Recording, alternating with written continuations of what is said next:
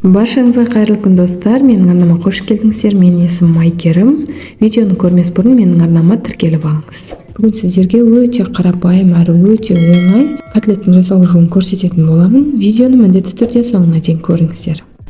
Ең алдымен бізге қажетті барлық заттарды ет тартқыштан өткізіп аламыз. Дәл осы видеодағы көріп тұрғандарыңыздай.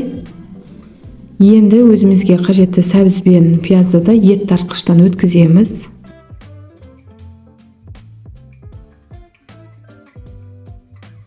Бір жұмыртқа қажет, және қалауыңызша дәмдеуіштер, дәміне қарай тұз, бұрыш қоссаңыздар болады. Менің етім тұздалғандықтан мен тұз қосқан жоқпын.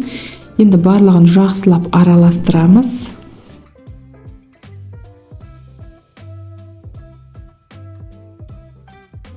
Жақсылап барлығын бірдей қылып араластырып алған соң, қызып тұрған пеште 180 градуста пісіріп алдым.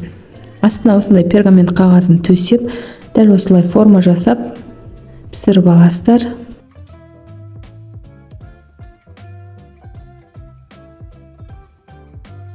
Осы видеоның астына күрішті қалай дұрыс шашыратып пісіру керектігін осы видеоның описаниесіне белгілеп кететін боламын. Сол жерден көре аласыздар.